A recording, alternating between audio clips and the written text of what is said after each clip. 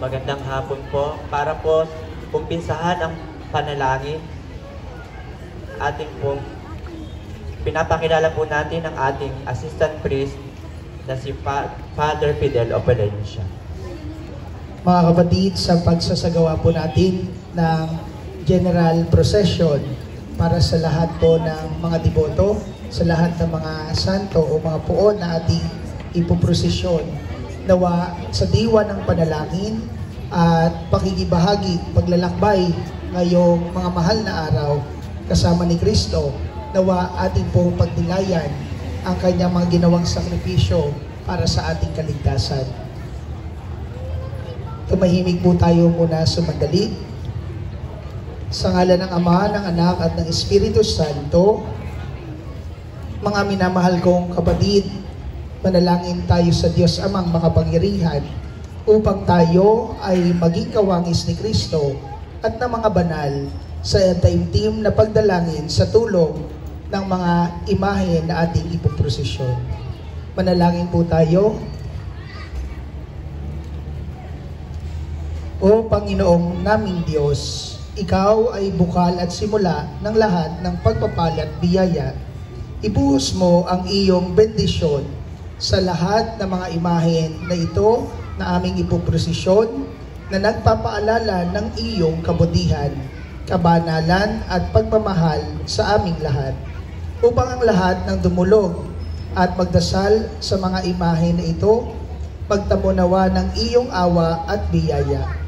Loobin mo na tularan namin ang kabanalan at aral ng Panginoon at ng mga santo. Hinihiling po namin ito sa makapangyarihang ngalan ni Jesus, ngayon at magpa sa walang hanggan. Sa ngalan ng Ama, ng Anak at ng Espiritu Santo. Amen. Para po sa maayos nating pagpuprosesyon, tabat po dito sa ng imahen ay saglit niyo pong ititigil. Pagkatapos pong itigil ay iinsensuhan ng pari o ng seminarista. Pagkatapos ay babasbasan ng mga lay minister ang imahen at ang mga deboto. At pagkatapos po noon ay tuloy-tuloy po tayo palabas ng plaza. Ito po. Makikiayos na lang po ang hanay natin para tayo po ay maging maayos ang daloy ng ating pong prosesyon. Maraming salamat po.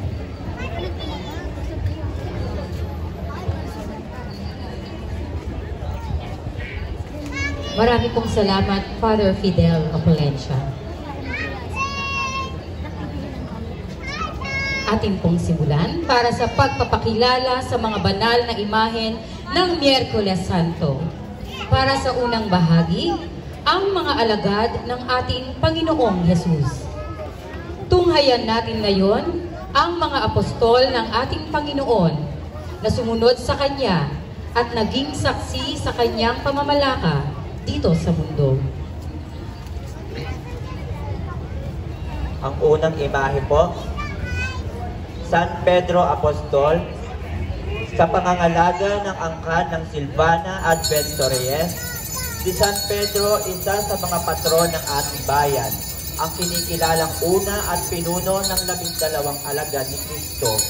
Kabilang siya sa 3 alagad na higit na malapit sa Panginoon, ngunit nang hinanin siya, bumunot siya ng tabak at tinigpas ang kanang tainga ni Malco sa halamanan ng Getsemani, habang dinadakip si Jesus.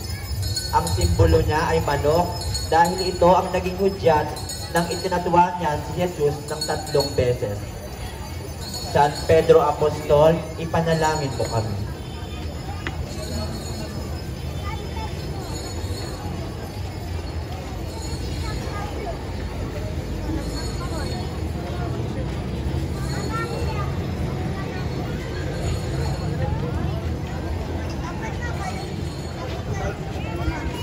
San Andres Apostol, sa pangangalaga ng pamilya M. Mendoza. Si San Andres ang kapatid ni San Pedro, isang alagad din ni Kristo na dating mangingisda sa lawa ng Galilea. Ipinapalagay na nag-alay siya ng buhay para kay Kristo sa pamamagitan ng pagpapako sa isang krus na hugis X. San Andres Apostol, ipanalangin mo kami.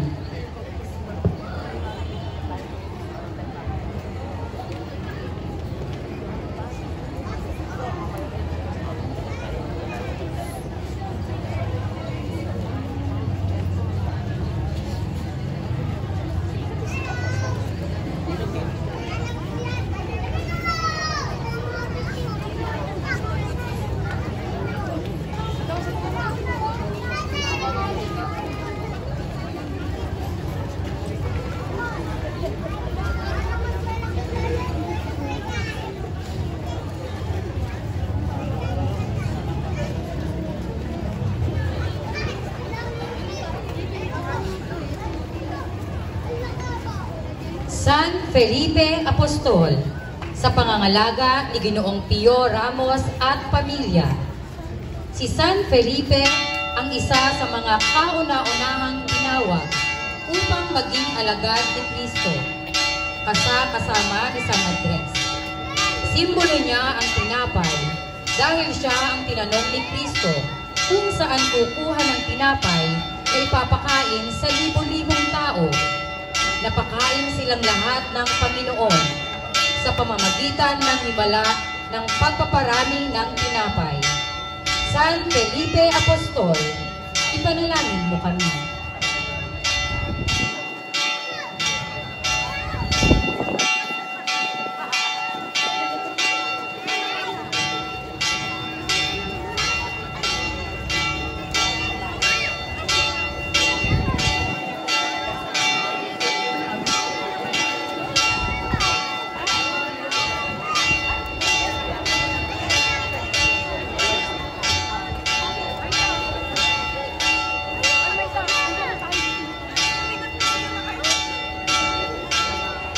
San Bartolome Apostol, sa pangangalaga ng pamilya Tibay Palma. Si San Bartolome ay isa sa 12 apostol na tinawag sa isang natatanging paraan ni Kristo. Tinatawag din siyang si Nathaniel. Simbolo niya ang kampit o isang maliit na itak, sapagkat pinapalagay na siya ay nag-alay ng buhay para kay Kristo sa pamamagitan ng pagtatanggal ng kanyang balat sa katawan. San Bartolome Apostol, ipanalangin mo kami.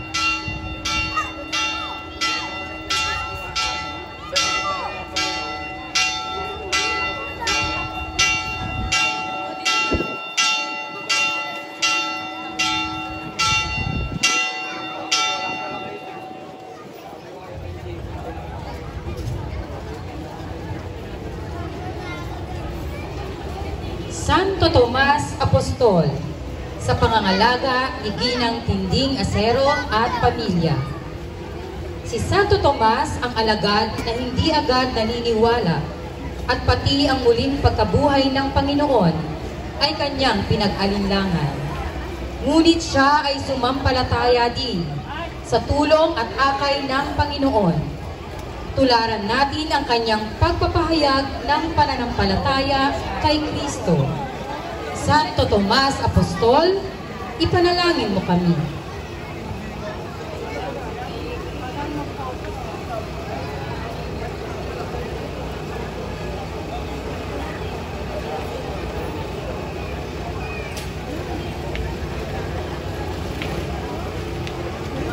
San Mateo Evangelista Apostol, sa pangangalaga ng pamilya Valeroso Arellano. Si San Mateo ang alagad na dating makasalanan, isang maniningil ng buwis. Inakay siya ni Kristo magbalik loob at magbagong buhay. At sa kalaunan, siya ay naging ebanghelista. Siya ang nagsulat ng unang ebanghelyo na nasa bagong tipan ng Biblia. Ang simbolo niya ay isang anghel. San Mateo Evangelista Apostol, ipanalangin mo kami.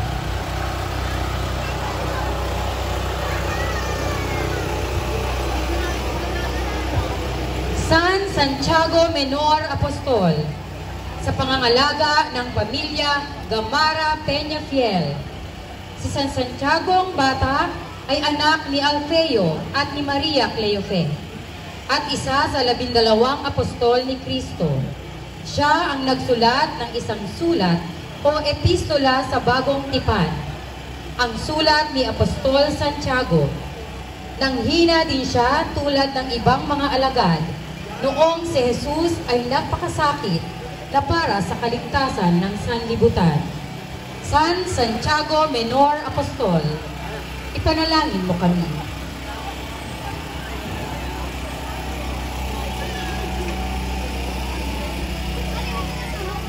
San Judas Tadeo Apostol, sa pangangalaga ni Ginang Gloria Kahulugan at Pamilya. Si San Judas Tadeo ay ang alagad ni Kristo na kamag-anak ng Panginoon. Siya ang sumulat ng isa sa mga sulat sa Bagong Tipan ng banal na kasulatan.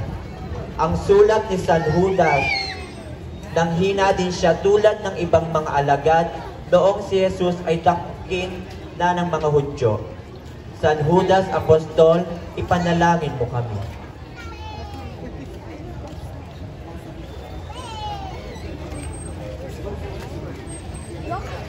San Simon Cananeo Apostol, sa pangangalaga ni Ginoong Rustico de Leon at pamilya. Si San Simon Cananeo ay isa rin sa 12 apostol ni Kristo at sinasabi ng Ebanghelyo na siya ay kabilang sa mga Zelotes, ang lihim na kilusang makabayan ng mga Hudyo. Nanghina din siya noong si Kristo ay madakip tulad ng ibang alagad. Ngunit siya ay nagbalik loob noon kay Kristo, ay muling binuhay. San Simon Cananeo Apostol, ipanalangin mo kami. Ikalawang bahagi, ang mga ministeryo ng Panginoong Hesus. Tunghayan natin ngayon ang mga paso o mga tagpo na nagpapahayag at nagpapakita ng mga ministeryo sa buhay ng ating Panginoong Hesukristo.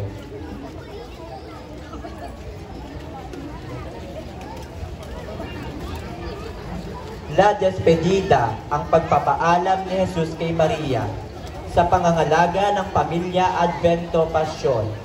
Ang malungkot na tagpong ito ay ang pagtatapat ni Jesus sa mahal na ina na dumating na ang sandali ng kanyang pagtubos sa sangkatauhan sa pamamagitan ng kanyang pagpapakasakit at pagkamatay. Lubhang nalungkot at nangamba ang mahal na Birheng Maria, ngunit nanatili siyang matatag at tumalima sa kalooban ng Diyos. Tularan natin ang katatagan ng mahal na Birhen. Jesucristong nagturo sa amin na mahalin ang mga magulang, kaawaan mo kami.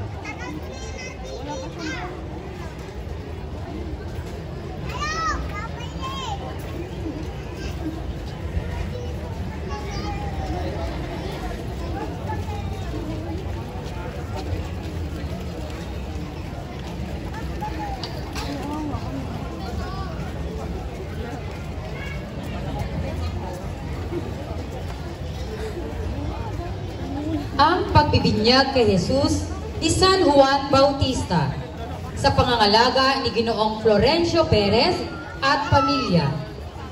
Nagsimula ang misyon ni Jesus at pagtupad niya sa banal na kalooban ng Ama noong siya ay binyagan ni San Juan Bautista sa ilog ng Jordan. Ito ang pinagnilayan sa unang misteryo ng liwanag ng Santo Rosario. Nawa, tayo rin ay maghangad na matupad ang kalooban ng Diyos. Jesucristong nag-alis ng kasalanan ng sanlibutan, maawa ka sa amin.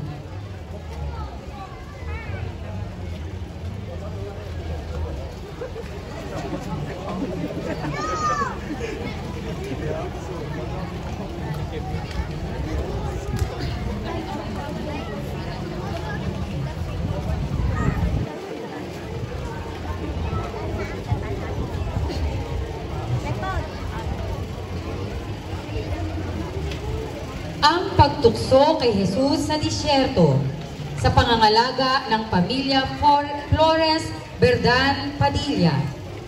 Sa pagsisimula ng Kwaresma, sa unang linggo nito, pagkaraan ng Miyerkules ng Abo, Pinagninilayan taon-taon ang pagtukso sa Panginoon sa disyerto, kung saan 40 araw siyang nananalangin at nag-aayuno. Inudyukan siya ng dyablo na gawing tinapay ang bato. Magpatihulog siya at ibibigay niya ang lahat ng lawak ng lupain kung magpapatira pa si Jesus at sasamba sa kanya. Ngunit sumagot si Jesus, "Lumayas ka, Satanas! Ang pagsasakripisyo ni Jesus at ang tagumpay niya sa kasamaan ang huwaran natin sa paggunita ng Kwaresma. Jesucristo ang lakas namin, mga nagsisikap at nagpapakabuti, maawa ka sa amin." Ang unang himala ni Jesus kasalan sa Cana, sa pangangalaga ng pamilya Morante Celis. Unang ipinahayag ni Kristo ang kanyang pagka-Diyos sa kagilagilalas na himalang ginawa niya sa kasalan sa Cana, sa udyok ng mahal na ina na nagsabing, "Gawin ninyo anumang sasabihin niya sa inyo." Nawa ay laging tayong manalig sa makapangyarihan sa pamamagitan ni Maria na kailanman ay hindi matatanggihan ng Panginoon kapag siya ang makiusap. Jesucristong ipinahayag ang kanyang kaluwalhatian sa kanyang unang himala, "Maawa ka sa amin." Ang pagtuturo ni Jesus kay Nicodemo sa pangangalaga ni Ginoong Francisco Reyes at pamilya. Isinulat ni San Juan sa kanyang ebanghelyo na si Nicodemo, iginagalang na kasapi ng konsilyo ng Sanhedrin, ay nagsadya isang gabi kay Jesus. Ipinaliwanag sa kanya ng Panginoon ang kahulugan ng tunay na pagsunod sa kanya. Isang lihim na tagasunod ni Kristo si Nicodemo na siya ring tumulong sa paglilibing kay Jesus.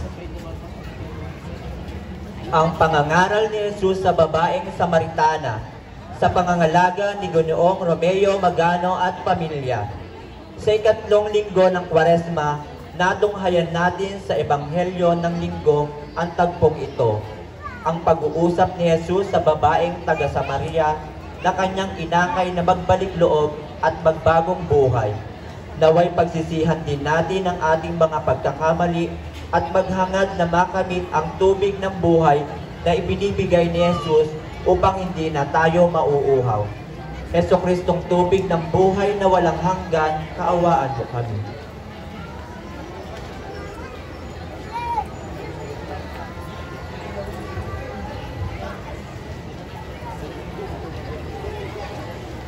Ang pagsisisi ni Maria Magdalena sa pangangalaga ng pamilya Valdenaro Bernardino.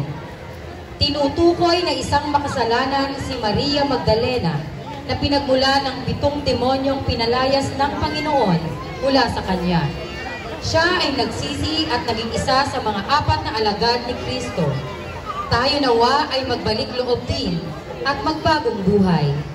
Tularan nawa natin si Magdalena sa pagsunod niya sa Panginoon. O Jesus na nagpapatawad sa mga nagsisisi, maawa ka sa amin.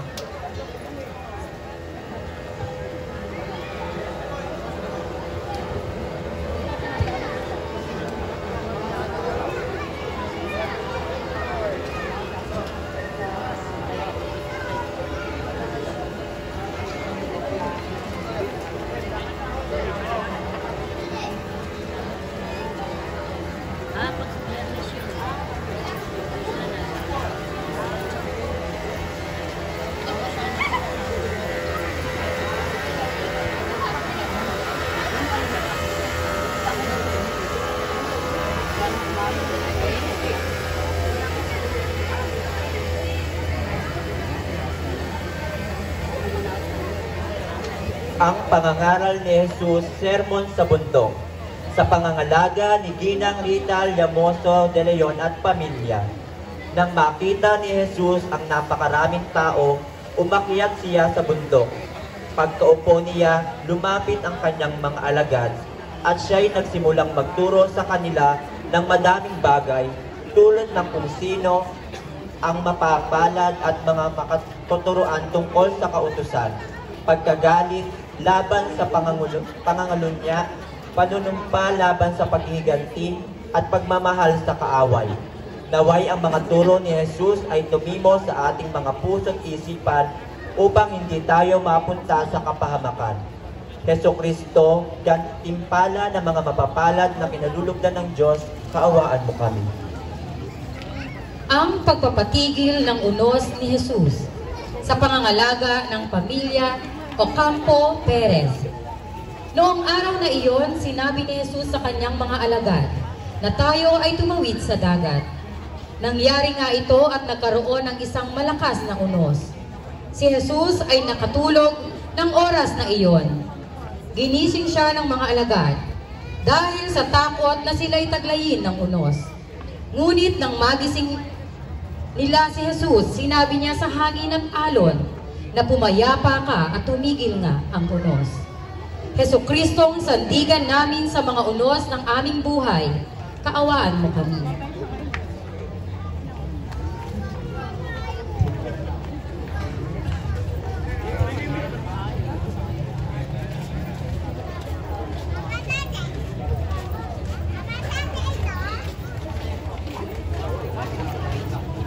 Ang pagbabagong anyo ni Jesus sa bundok ng Tabor, sa pangangalaga ni Ginang Rona Valderrama Balbalosa at pamilya. Sa ikalawang linggo ng Kwaresma, narinig natin sa Ebanghelyo ang salaysay na katakatakang pangyayari ito sa bundok ng Tabor. Nagningning ang kasuotan ni Jesus na naging puting-puti at lumitaw sa tabi niya sina Moises at Elias. Ito ay pauna na kanyang kaluwalhatiang makakamit pagkatapos ng kanyang pagpapakasakit. Jesukristong nagpapanibago sa aming mga pagkatao, kaawaan mo kami.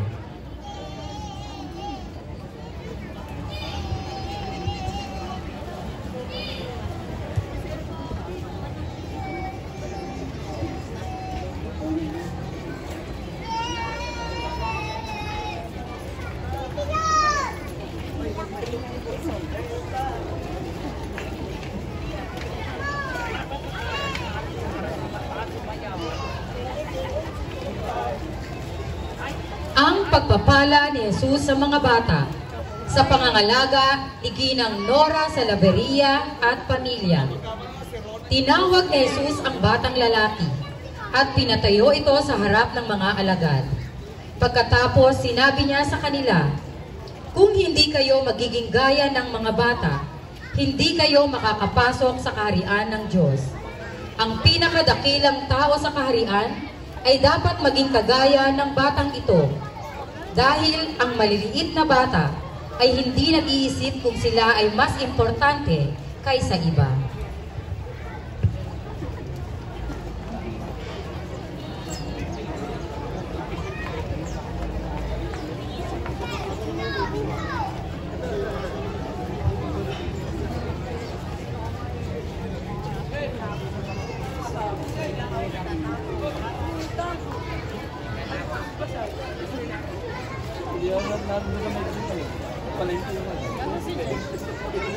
Ang pagbuhay ni Jesus kay Lazaro sa pangangalaga ng pamilya relyosa.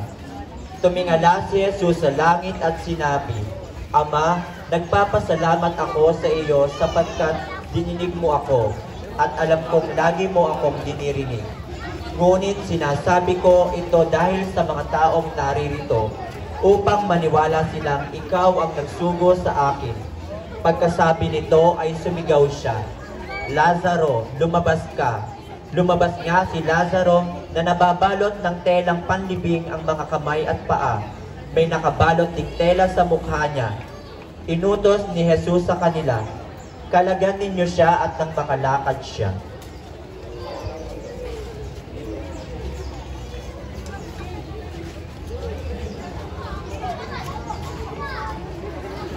Ang pagbubuhos ng pabango ni Santa Maria de Betania kay Jesus sa pangangalaga ng pamilya Alcantara de Leon. 6 na araw bago ang pista ng Pasko, si Jesus ay inanyayahan sa isang piging sa bahay ni Lazaro. At habang sila ay kumakain, pumasok sa silid ang isang babae na ang pangalan ay Maria. Siya ang kapatid ni Lazaro at Marta. Agad siyang nagbuhos ng mamahaling pabango sa paanan ni Jesus at tinuyo ito ng kanyang buhok. Sinita ito ni Judas Iscariote, ngunit pinagsabihan siya ni Jesus. Ginagawa niya ito dahilan sa napipintukong paglibing. Jesucristong huwaran namin sa paglilingkod sa aming kapwa, maawa ka sa amin.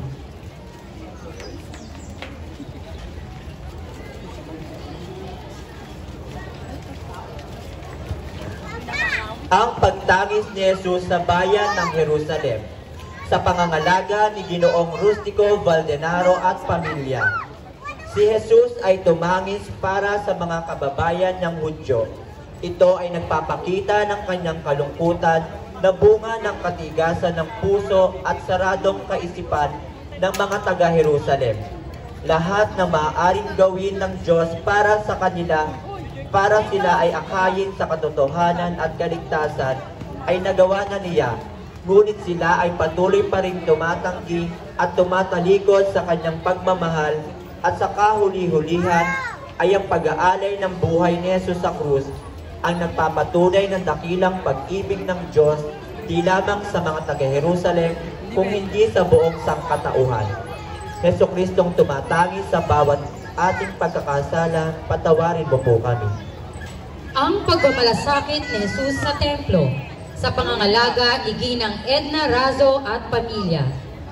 Pumasok si Jesus sa templo at kanyang pinagtabuyan ang mga nagtitinda roon. Sinabi niya sa kanila, nasusulat ang aking bahay ay tatawaging bahay dalanginan. Ngunit ginawa ninyo itong lungga ng mga magnanakaw.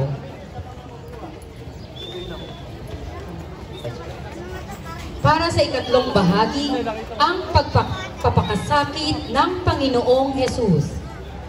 Tunghayan natin ngayon ang iba't ibang imahen na nagpapakita ng pagpapakasakit ng Panginoon, ang mga tagpo na sumasalamin sa paghihirap ng kordero.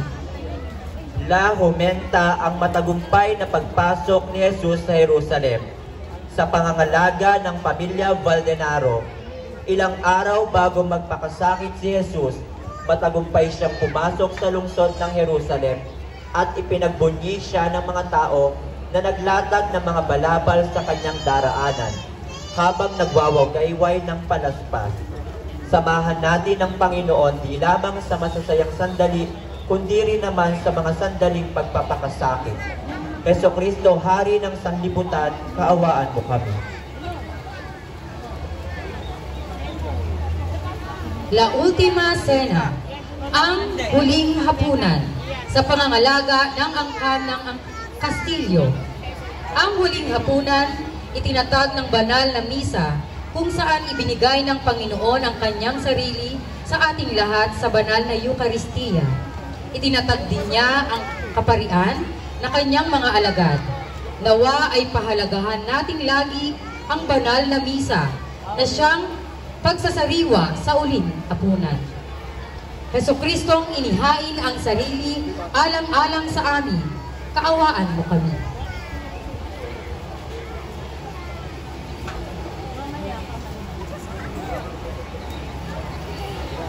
Ang paghuhugas ni Jesus sa paa ng mga apostoles sa pangangalaga ng angkan ng Emiterio de Leon.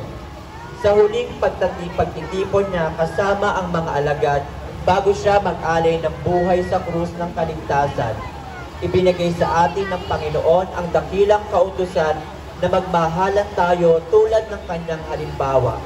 Pinugasan niya ang mga paa ng mga alagad at pinaglingkuran sila. Jesucristong naunang maglingkod at magmahal sa atin, kaawaan mo kami.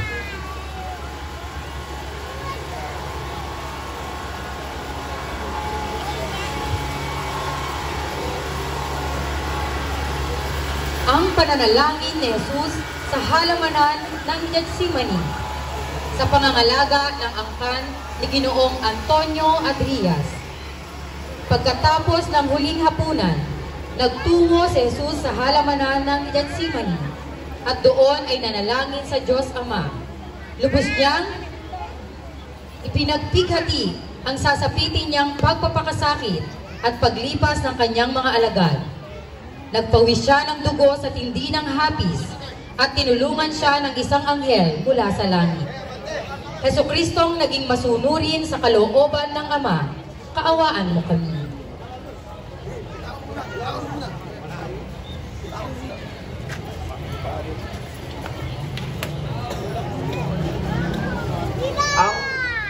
Ang panlulumo ni Jesus sa halamanan sa pangangalaga ng pamilya Prinsipe Serrano.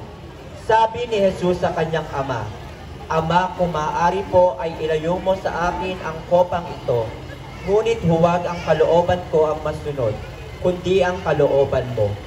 Nagpakita sa kanya ang isang anghel mula sa langit at pinalakas ang kanyang loob. Dala ng matinding hinagpis, siya'y nanalangin ng lalong taimtim at pumatak sa lupa ang kanyang pawis na parang malalaking patak ng dugo. Ang pagkalulo kay Jesus ni Judas Iscariote sa pangangalaga ni Ginoong Randy Adufina at pamilya. Nagsasalita pa si Jesus nang dumating ang maraming taong pinangungunahan ni Judas, nakabilang sa 12. Nilapitan niya si Jesus upang halikan.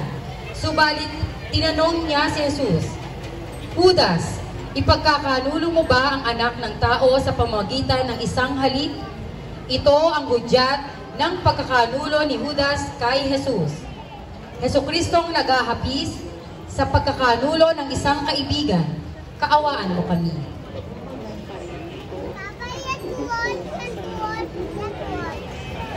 Senyor Jesus Cautivo, ang pagdakip kay Jesus sa pangangalaga ni Ginoong Aris Javier Serrano at pamilya. Noong gabi ng unang Huwebes Santo, dinakip si Jesus ng mga kawal na Romano kasama ang ilang bantay ng templo. Ipinagkanulo siya ni Judas. Nagbanta ng karahasan si San Pedro at natigpas ang tainga ng utusan ng punong saserdote na si Malco. Si Jesus ay panatag at matatag na tinanggap ang kalooban ng Ama. Jesucristong iginapos at tinaning parang kriminal, kaawaan mo kami.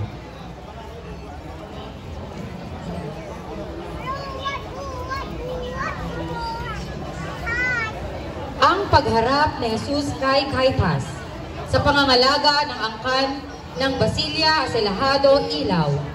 Sa harapan ni Caiphas, si Jesus ay muling nilitis at pinaratangan ng mga bagay na pawang kasinungalingan.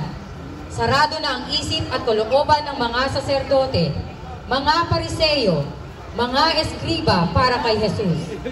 Ang tanging hangad nila ang kanyang kamatayan. Jesucristong inaring parang hayop, kaawaan mo kami.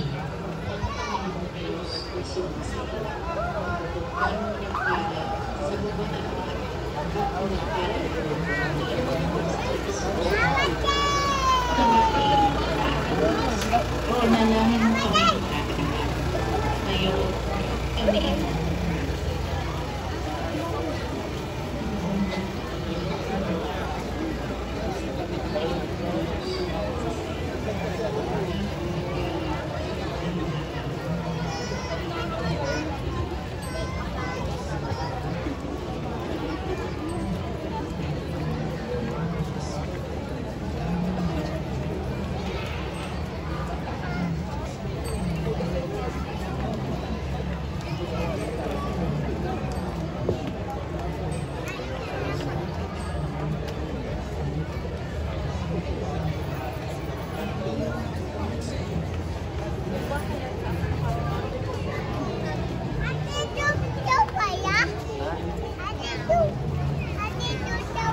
Ang pagpapahula kay Jesus sa pangangalaga ng pamilya San Felipe. Ang Panginoong Jesus ay binigo ng mga Hudyo, tinakpan ang kanyang mata, pinagsasampal at pinaglulurhan, at kanilang pinahulaan kung sino ang sumampal sa kanya.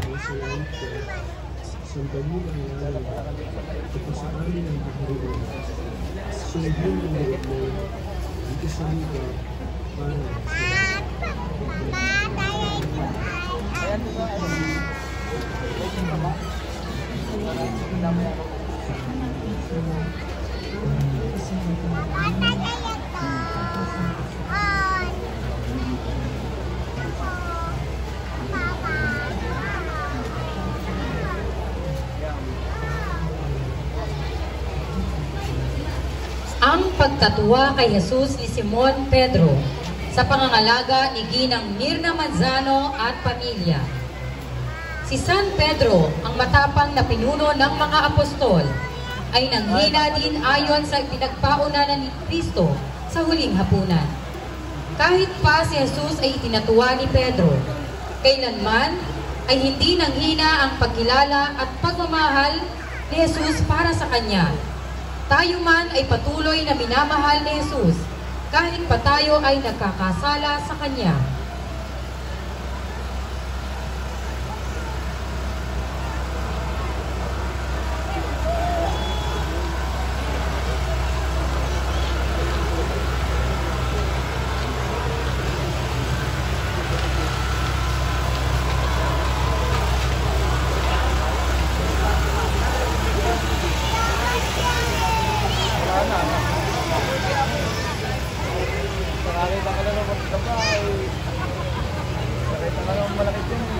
Ang unang pagharap ni Jesus kay Pilato sa pangangalaga ni Ginoong Oliver Omilio at pamilya. Tinanong siya ni Pilato, "Ikaw nga ba ang hari ng mga Hudyo? Ikaw na ang may sabi," tugon ni Jesus. Sinabi ni Pilato sa mga punong pari at sa mga tao, "Wala akong makitang kasalanan sa taong ito." Ngunit mapilit sila at sinasabing sa pamamagitan ng kanyang mga katuruan ay inuudyok kanyang paghibagsik ang mga taga-Hudeya. Nagsimula siya sa Galilea at ngayon narito na.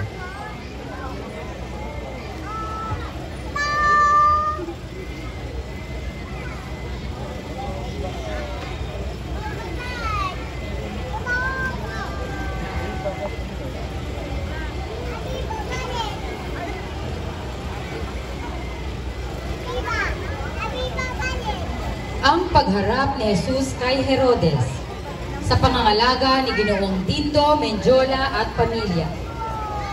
Tuwang-tuwa si Herodes nang makita niya si Jesus. Matagal na niyang ibig makita ito sapagkat marami siyang nababalitaan tungkol dito. Umaasa si Herodes na gagawa si Jesus ng ilang himala at nais niyang makita iyon. Marami siyang itinanong kay Jesus. Ngunit hindi ito sumagot kahit minsan.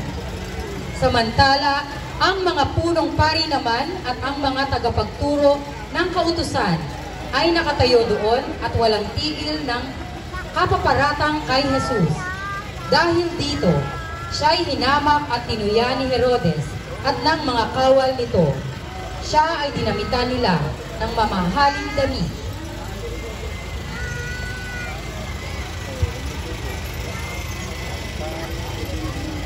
Ang pagpapapili kina Jesus at Barabas sa pangangalaga ng pamilya Orozco Zamora. Nakaugalian na ng gobernador na tuwing Pasko ay magpalaya ng isang bilanggo na hinihiling ng taong bayan. May isang bilanggo na kilala sa kasamaan, si Barabas. Tinanong ni Pilato ang taong bayan kung sino ang pakakawalan. Ngunit ang sagot at sigaw nila ay si Barabas at si Jesus ay ipako sa krus.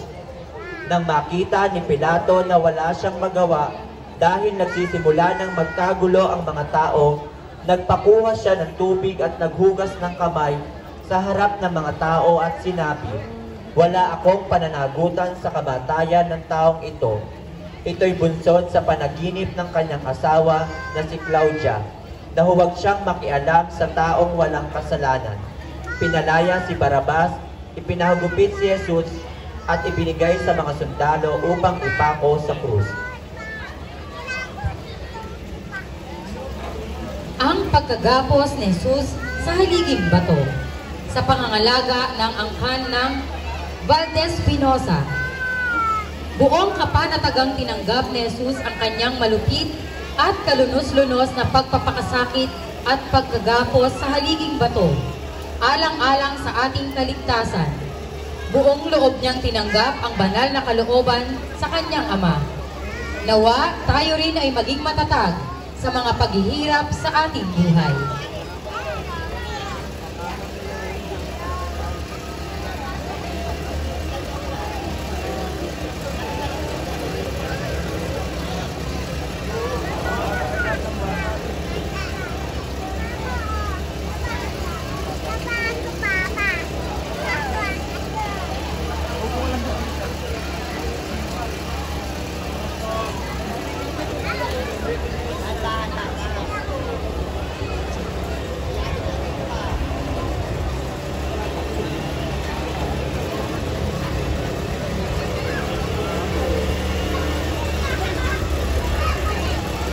Senyor de la Columna ang paghahampas kay Jesus sa pangangalaga ng angkan ni Ginang Mauricia Daquila de Leon at pamilya. Walang taros na hinampas at pinahirapan ng ating manunubos alang-alang sa ating kaligtasan. Walang katulad ang pagkamalupit sa kanya ng mga tampalasan. Tinanggap niya ang lahat ng ito upang mabigyan din tayo ng halimbawa. Walang higit pang pag-ibig sa pag-aalay ng sariling buhay para sa kapwa. Jesucristong natadtad ng sugat ang buong katawan, kaawaan mo kami.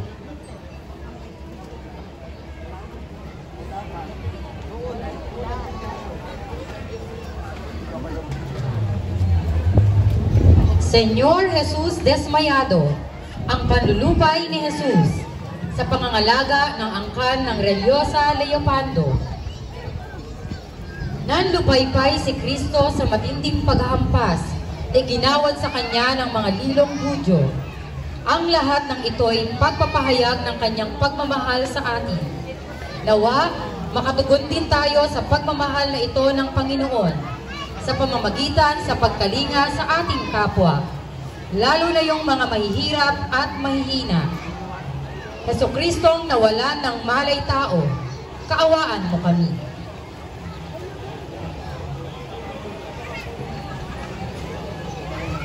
Ang pagbibigay ng sadaryo ni Claudia sa Birheng Maria sa pangangalaga ni Ginoong Jonel Adufina at pamilya.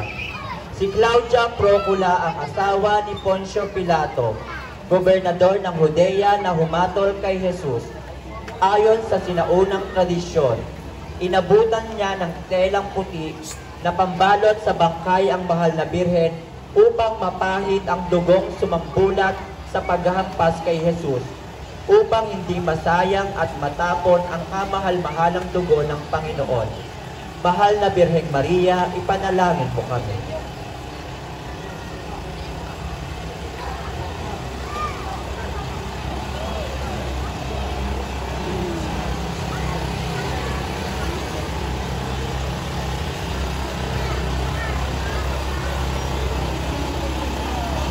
Nuestra Señora de la Esperanza Macarena sa pangangalaga ng pamilya Belen Serrano. Ang debosyong ito ay nagmula sa Sevilla, Espanya. Ito ay tinatawag na Birhen ng Pag-asa, Virgin of Hope, na nagbibigay ng inspirasyon na kahit may mga paghihirap na nararanasan, huwag tayong mawawalan ng pag-asa. Tulad niya na nakaranas ng matinding hirap at paghihinagpis dahil sa paghihirap at pagkamatay ng kanyang minamahal na anak. Ngunit hindi siya nawalan ng pag-asa na mapagtatagumpayan ng kanyang anak at matutupad ang kanyang tungkulin na tubusin ang sangkatauhan. Mahal na Birhen ng Pag-asa, ipanalangin mo kami. Exe homo, ang paglibang kay Jesus sa pangangalaga ng angkan ng Benjola Realeza. Ang Panginoon sa kanyang pagpapakasakit ay larawan at uliran ng katatagan sa paghihirap at pagtitiis. Hindi siya umimik sa mga bintang at panlalait ng mga humahatol sa kanya. Siya ang Panginoong mapagtimpi at matiisip. Nawa ay matularan natin ang kanyang pasensya at kababaan ng loob. Jesucristong nilibag at nilunhan ng mga sundalo, kaawaan mo kami.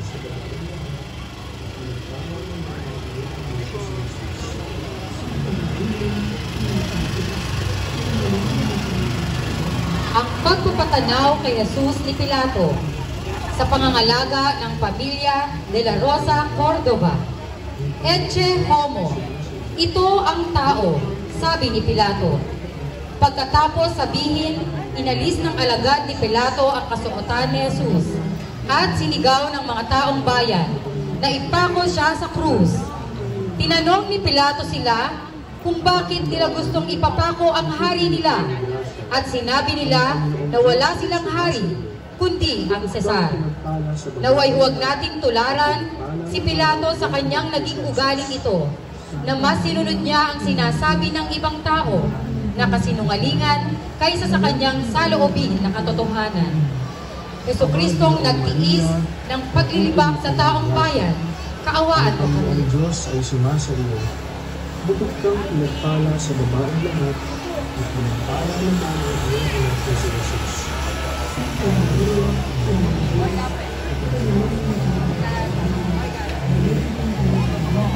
Ang paghatol kay Jesus ng kamatayan sa pangangalaga ni Ginoong Enrico Maneja at pamilya. Pinatulan si Jesus ng kamatayan ng mga taong bayan. Sila ang mga taong sumigaw ng Hosana na anak ni David, ngunit napalitan ng salitang ipako siya sa krus. Tinanggap ni Jesus ang hatol na ito dahil sa lubos na pagmamahal niya sa atin.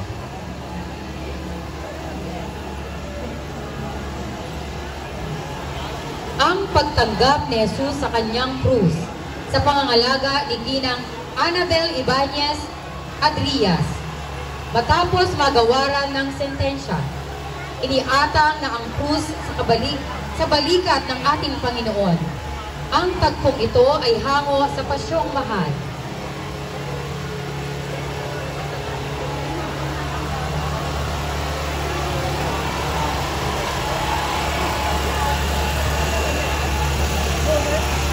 Ang pagyakap ni Jesus sa krus sa pangangalaga ng pamilya M. Calamares at Caudilla del Mundo.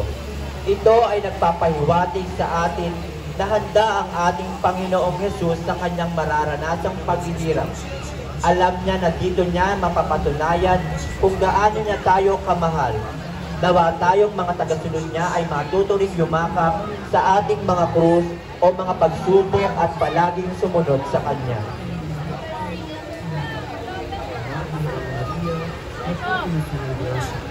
Ang Panginoong Diyos at sumasa iyo.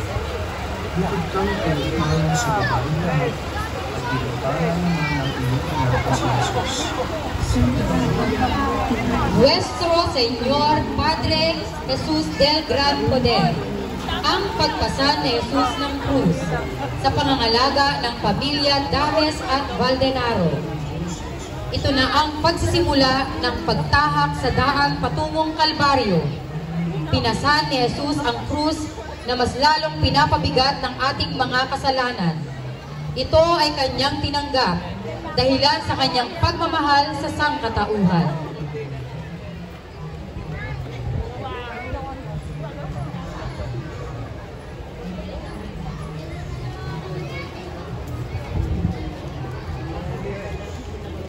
Nuestro Padre Jesus Nazareno, sa pangangalaga ng angkan ni Ginoong Pio Castro Sr., matibay at malalim ang debosyon nating mga Pilipinong Katoliko kay Jesus Nazareno, ang larawan ng tapat na pagsunod sa Diyos sa kabila ng mga pagpapakasakit. Sa larawan ni Kristong nagpapasan ng krus sa kanyang unang pagkadapa, ay nakahuhugot tayo ng lakas at katatagan sa pagpapasandin natin ng ating kanya-kanyang krus ng buhay. Jesucristong pinata ang bigat ng ating mga kasalanan, kaawaan mo kami.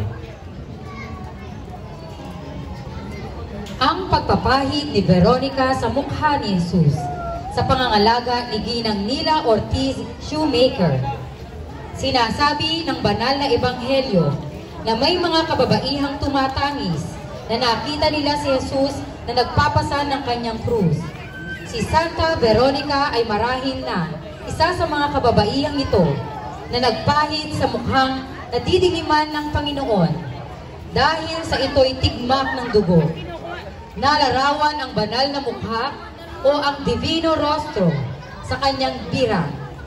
Kaya naging pangalan niya ay Veronica, ang makatotoong larawan ni Jesus. Dugo ni Kristo, hugasan mo ang aming mga kasalanan.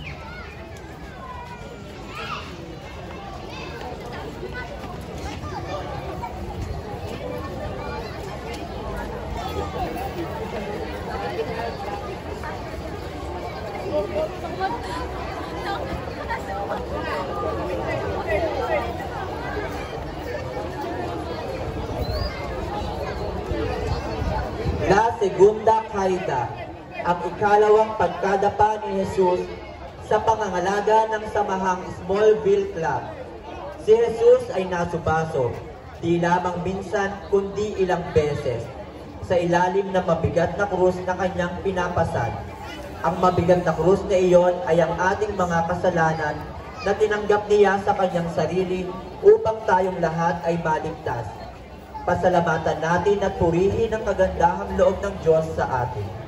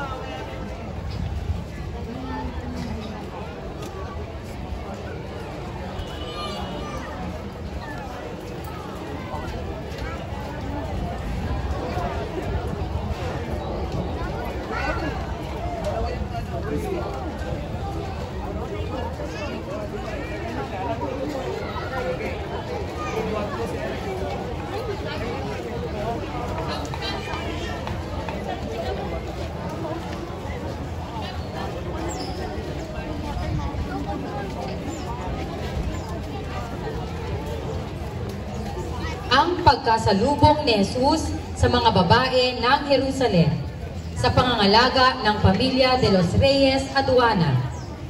Ayon sa Ebanghelyo, San Lucas, Kabanata 23, talata 27 hanggang 9. Sinasabing nakasalubong ni Jesus ang mga babae ng Jerusalem at pinagwikaan ng ganito: "Huwag ninyo akong tangisan. Ang tangisan ninyo ay inyong mga sarili at inyong mga anak. Mapapalad ang mga baog at ang dibdib na hindi nagpasuso."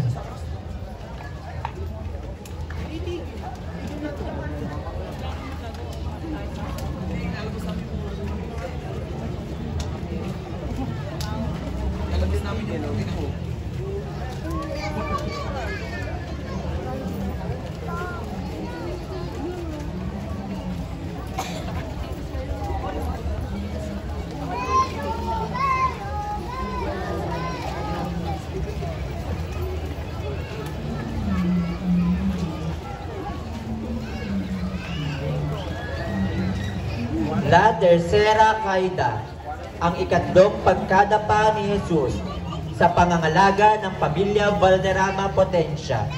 Si Jesus ay nadapa ng ikatlong beses dahil sa bigat ng krus na kanyang pasan-pasan na lalong mas pinabigat ng ating mga kasalanan. Nadaganan siya ng krus na sumisimbolo ng ating mga pagkukulang. Jesucristo na nasubasok sa kabigatan ng kanyang krus, kaawaan mo kami.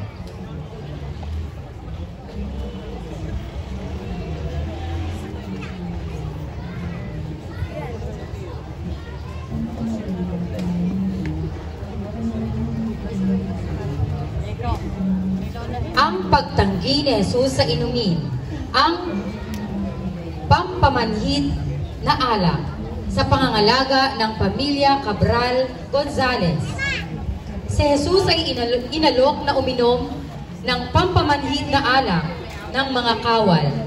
Ngunit tumanggi siyang ito ay inumin upang patunayan na siya ay handang makaranas ng sakit para matubos tayo sa ating mga kasalanan.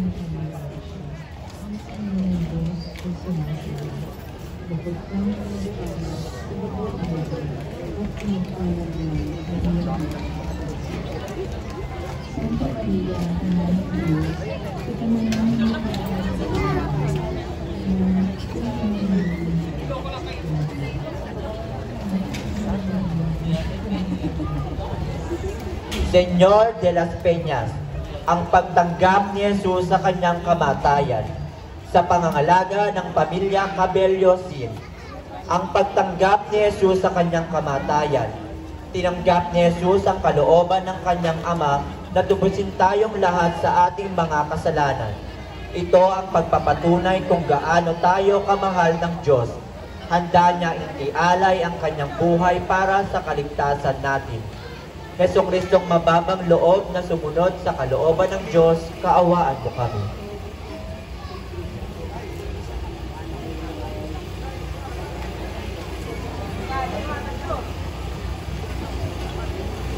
Ang pagpapako kay Jesus sa mahal na krus. Sa pangangalaga ni Binibining Fel Llamoso at pamilya. Buong puso't kaloobang tinanggap ni Jesus ang kalooban ng Ama na siya'y magpakasakit hanggang sa mamatay upang matubos ang sangkatauhan. Tinanggihan niya ang alok na inumin ang mapait na bira bago siya ay ipako sa krus upang matubos ang kanyang pagpapakasakit.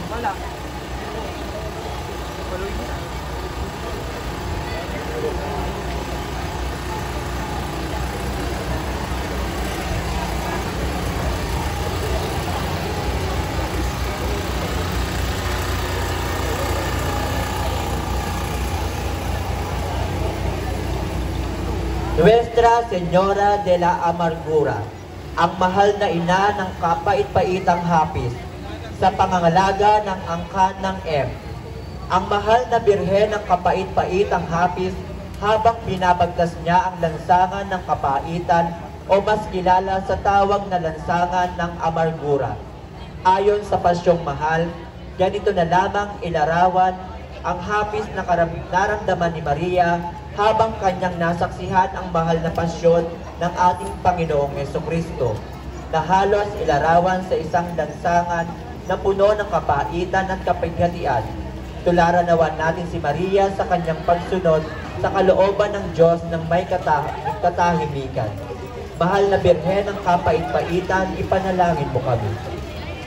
Ang pagbabangon ng krus sa pangangalaga ng pamilya Reyes Serrano.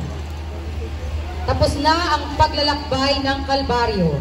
Dinanas na ng manunubos ang hirap at pagpapakasakit dahil sa ating mga kasalanan. Pagkatapos maipako sa krus ang ating tagapagligtas, ang krus na pinagpapakuan niya ay ibinangon na. Sa tagpong ito, ilang oras na lang at ang pagmamahal niya sa atin ng lubos ay kanya nang mapapatunayan.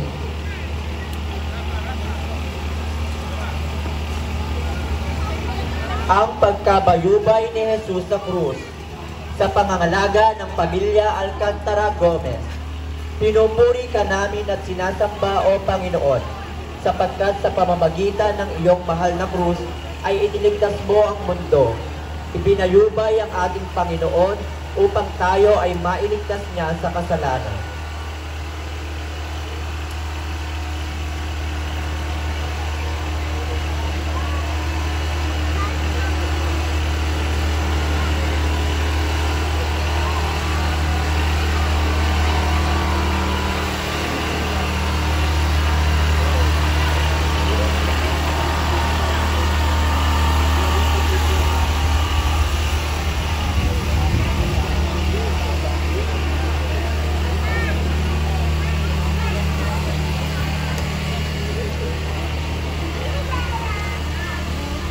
Ang pag-aalipusta kay Jesus sa krus sa pangangalaga ng pamilya Menjola Soriano. Tinuya siya ng mga pinuno ng kasama rin nila. Sinabi nila, ang iba ay iniligtas niya. Hayaang iligtas niya ang kanyang sarili. Kung siya nga ang Mesiyas na pinili ng Diyos, nilibak din siya ng mga kawal. Lumapit ang mga ito at inalok siya ng maasim na alak. Sinabi nila, kung ikaw ang hari ng mga Hudyo, iligtas mo ang iyong sarili.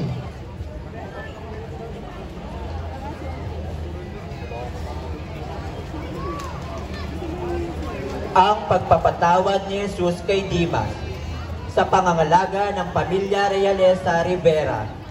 Ang ikalawa sa 7 huling wika ng Panginoong nakabayubay sa krus ay sinabi niya sa magnanakaw na napapako sa kanyang kanan. At mula mismo sa bibig ng Panginoon, ay pinangakuan siya ng gantimpalang langit. Si San Dimas ay itinanghal na banal sa langit ng ating Panginoon.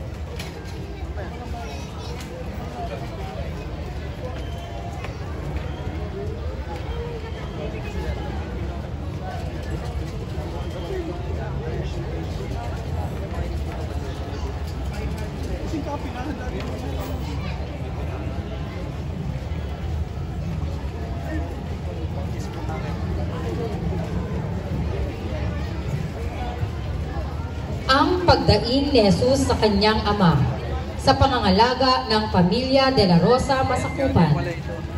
Ang ikaapat sa huling wika ng Panginoon. Alam ni Jesus na ang lahat ng bagay ay naganap na, kaya sumigaw siya na, Eli, Eli, lema sabachthani, na ang ibig sabihin ay, Diyos ko, bakit mo ako pinabayaan?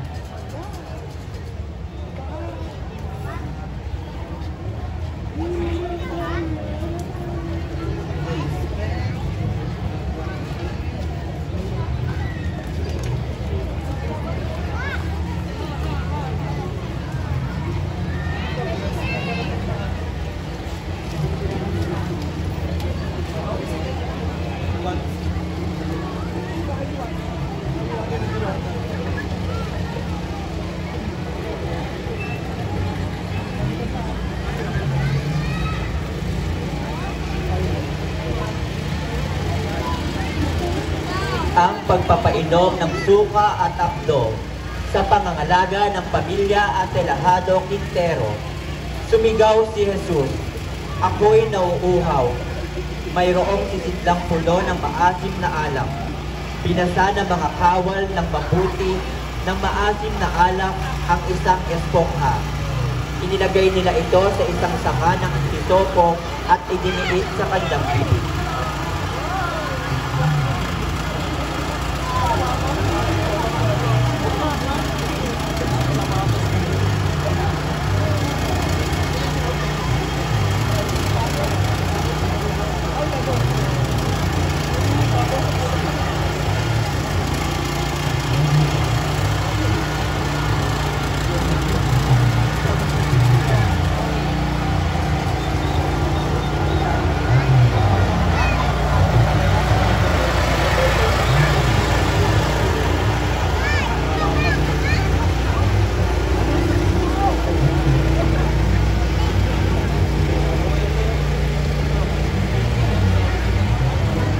Kalbaryo, alay sa alaala ni Ginoong Eulogio Llamoso sa pangangalaga ng Pamilya Advento Llamoso. Ang Kalbaryo ay ang bundok sa labas ng lungsod ng Jerusalem na tinaguriang Golgota na sa wikang Hebreo na ang ibig sabihin ay dako ng bungo. Dito ibinayubay ang Panginoon.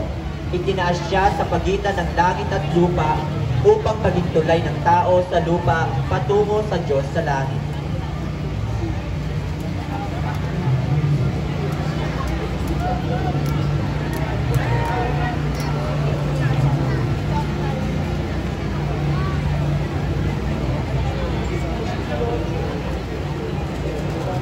Nuestra Señora de la Soledad, ang inang nangungulila sa pangangalaga ng Pamilya Lucero Ponce. Inilalarawan ng Birhen de la Soledad, pag-iisa ng mahal na Birhen. Maging huwaran nawa natin siya kung tayo man ay dumaranas ng mga hapis at pagtitiis sa ating buhay. Hindi tayo pababayaan ng Diyos, tulad ni Mariang kinasihan ng Panginoon. Mahal na Birhen na nangungulila, ipanalangin mo kami.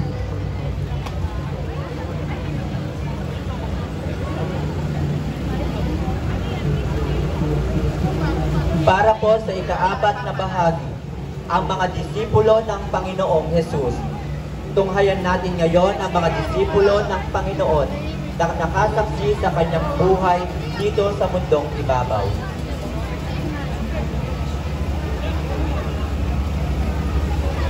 San Matias Apostol, sa pangangalaga ng pamilya Alguero Manalo.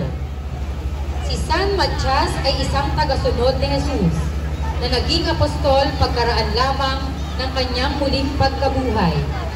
Siya ang ipinalit kay Judas Iscariote na naging taksil at nagpakamatay. Huliman sa pagiging apostol, naging mahusay na saksi si San Matias sa muling nabuhay na Kristo na tagapagligtas nating lahat. San Matias Apostol, ipanalangin mo kami.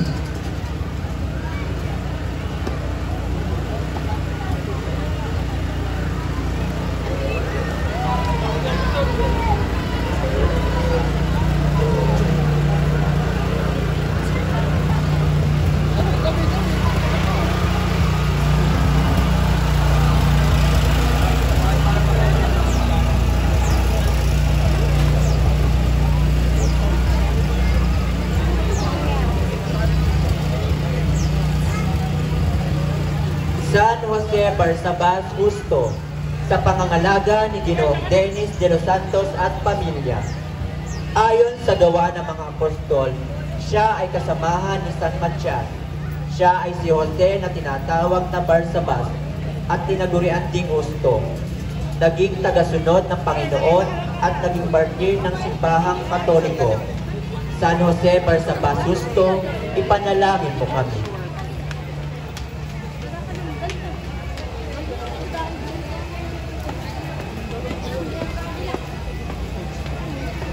San Simeon ng Jerusalem, sa pangangalaga ni Ginoong Francis Morante at pamilya. Si San Simeon ng Jerusalem, ayon sa tradisyon, ay anak ni na San Cleopas at Santa Maria Cleofe, isa sa mga unang disipulo ni Jesus. Sinasabing naroroon siya sa Kalbaryo habang ang Panginoong Jesus ay nakapako sa krus. Isa siya sa mga nakasama at nakausap ni Jesus kasama si San Cleopas sa daan patungong Emmaus, gabi ng linggo ng pagkabuhay, na makita nila muli ang nabuhay na si Jesus. Noong panahon ng pag-uusig ni Emperador Trajano, dumanas siya ng labis na pagpapakahirap at sa kanyang katandaan, namatay siyang isang martir sa pamamagitan ng pagpapako sa krus sa edad na 120. San Simeon ng Jerusalem, ipanalangin mo kami. San Marcos Evangelista, sa pangangalaga ni Ginoong Fidel Barason at pamilya. Si San Marcos ang Evangelista ay ang tradisyonal na may akda ng Ebanghelyo ayon kay Marcos. Siya ay isa sa 70 disipulo ni Kristo at kinikilalang nagtatag ng simbahan ng Alexandria, isa sa 4 na orihinal na pangunahing upuan ng obispo sa relihiyong Kristyanismo. Kasama sa kanyang sinulat ang pagpapakasakit, pagkamatay at muling pagkabuhay ng Panginoon. San Marcos Evangelista, ipanalangin mo kami.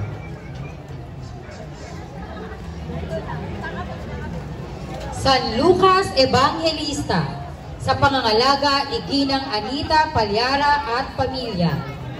Isa sa 4 na ebanghelista sa Biblia. Isa din siya sa may akda ng pagpapakasakit, pagkamatay at muling pagkabuhay ng Panginoong Jesus. Simbolo niya ang isang baka. San Lucas Evangelista, ipanalangin mo kami.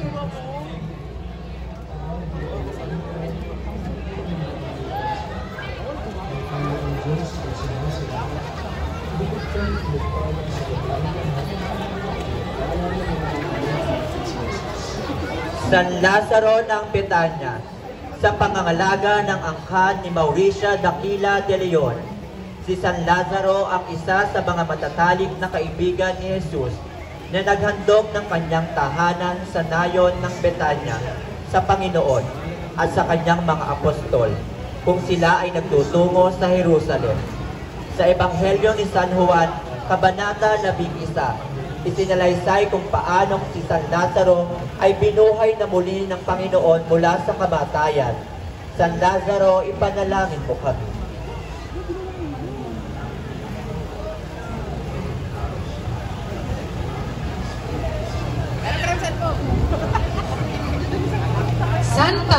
Marta ng Betania, sa pangangalaga ng angkan ng Pastor Dakila Palma, kapatid ng San Lazaro na taga Betania.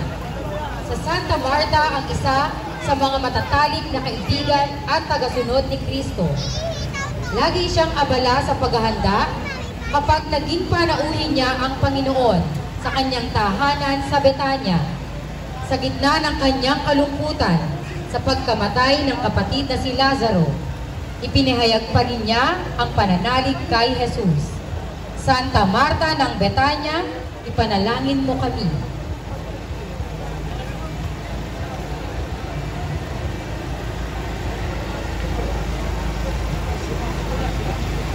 Santa Maria ng Betania, sa pangangalaga ng pamilya Advento Palma, nakababatang kapatid na babae ni Lazaro at ni Marta, magkakapatid na taga Betania. Minsanang dumalaw si Jesus sa kanilang tahanan sa Betania. Siya ang tinutukoy na Maria na umupo at nakinig sa mga aral ng maestro, habang si Marta na kanyang kapatid ay abalang-abala sa maraming bagay. Kaya pinagwikaan ni Jesus, pinili ni Maria ang tama at hindi ito aalisin sa kanya.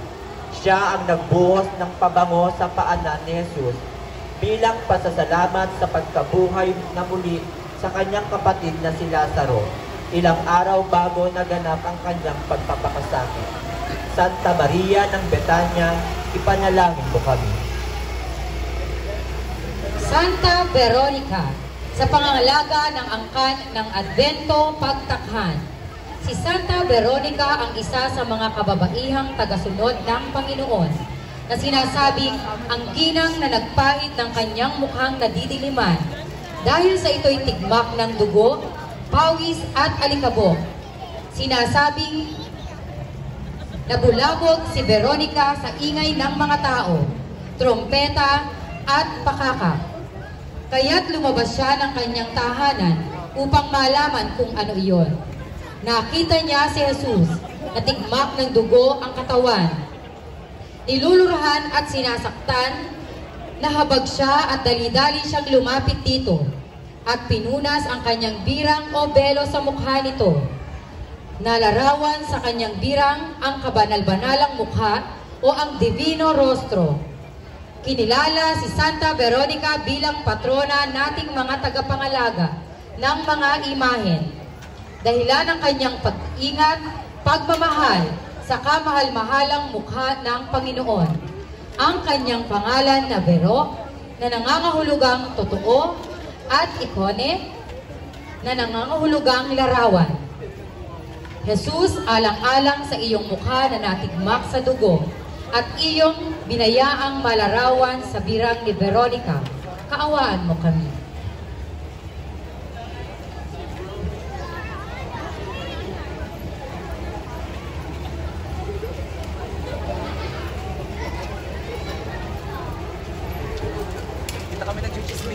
Santa Susana, sa pangangalaga ni Ginoong Brian Russell Advento at pamilya.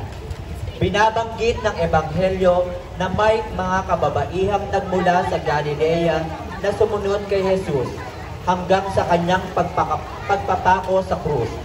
Binanggit sa 8 kabanata ng San Lucas ang kanilang mga pangalan. Isa sa kanila si Susana. Sumunod sila sa Panginoon hanggang sa kanyang pagpapakasakit. Santa Susana, ipanalangin mo kami.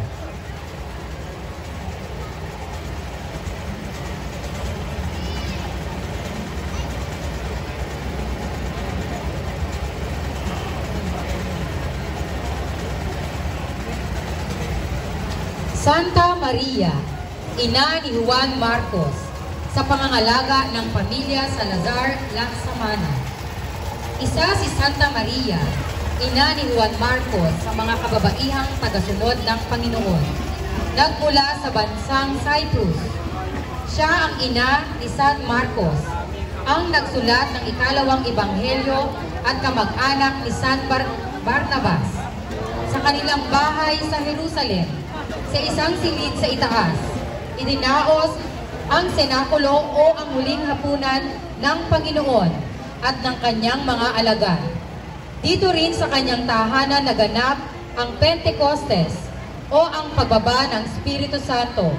Gayon rin, ang tahanan niya ang silbing simbahan ng mga unang Kristiyano. Lalong higit sa panahong iyon ay sila ay inuusi. Ang mga bagay na ito ay nagpapatunay lamang na ang lahat ng kanyang kayamanan at ari-arian ay ibinigay niya upang maitaguyod ang simbahang itinatag ng Panginoon, kung kaya't kinikilala siya bilang patrona ng mga may bahay, mga punong abala at ng mga ina. Santa Maria, ina ni Juan Marcos, ipanalangin mo kami. Santa Juana de Cusa, sa pangangalaga ni Ginoong Paul Michael Maneja at pamilya, si Santa Juana ay binabanggit sa 8 kabanata ng Ebanghelyo ni San Lucas na isa sa mga kababaihang sumusunod sa Panginoong Hesus na nag-alay ng kanyang nakayanan upang maitaguyod ang Panginoon sa kanyang misyon sa ibabaw ng lupa. Sinasabing asawa siya ni Cusa, isang mataas na opisyal ni Haring Herodes. Santa Juana de Cusa, ipanalangin mo kami.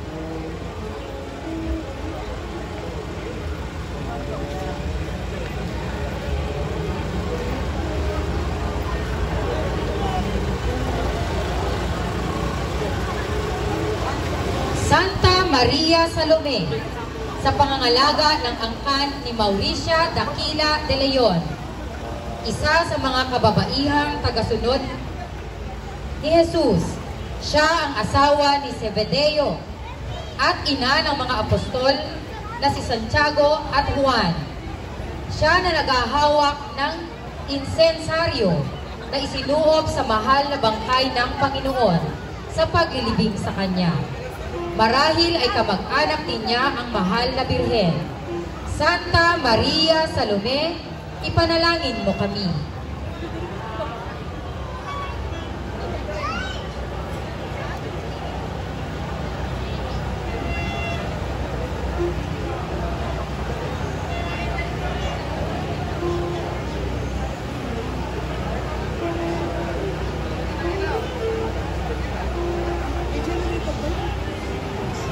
Santa Maria Cleofe, sa pangangalaga ni Ginang Juliana Salazar at pamilya.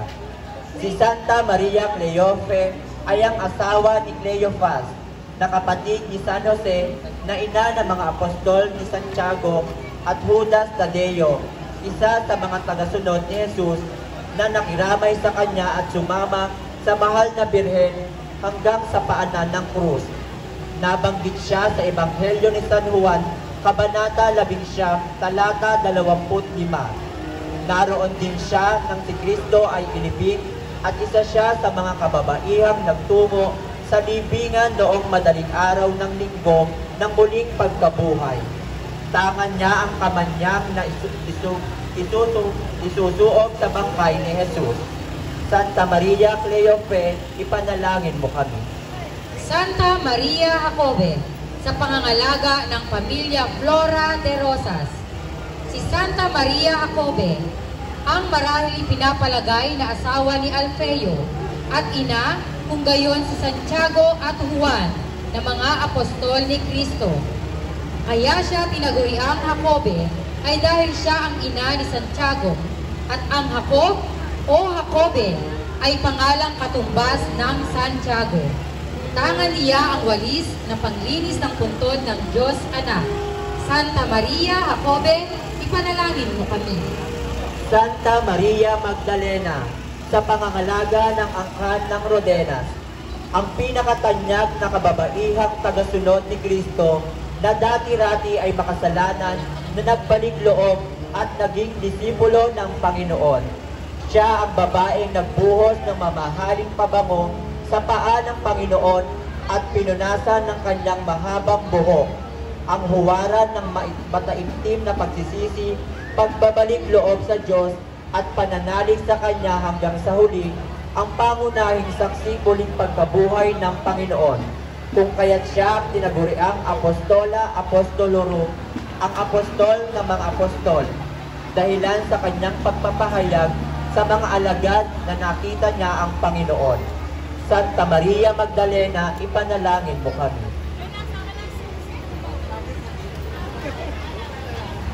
San Juan Evangelista, sa pangangalaga ng pamilya ni Ginoong Eugenio Cajano, ang tanging apostol na naiwan upang damayan ang mahal na maestro hanggang sa pagkakabayubay nito sa krus ng Kalbaryo. Sa kanya inihabilin ni Jesus ang mahal na ina. Siya ang nagsulat ng ika-4 na ebanghelyo na may salaysay ng pagpapakasakit ni Kristo na nasaksihan niya ng sariling mga mata. Ang simbolo niya ay agila, dahil ganoon na lamang katayog ang kaharian ng Diyos kung ilarawan niya sa kanyang ebanghelyo. San Juan Evangelista, ipanalangin mo kami.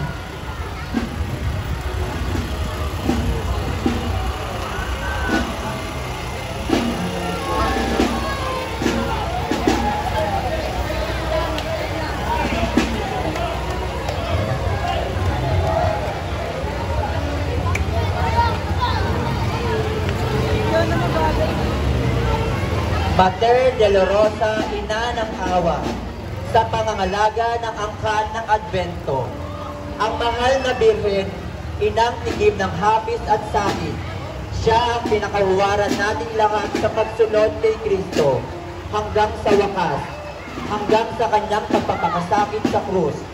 Siya ang larawan ng katatagan at lakas sa gitna ng pagdurusa, at ang lahat ng bagay na ito ay iningatan ni Maria sa kanyang puso at kanyang pinagbulay-bulayan.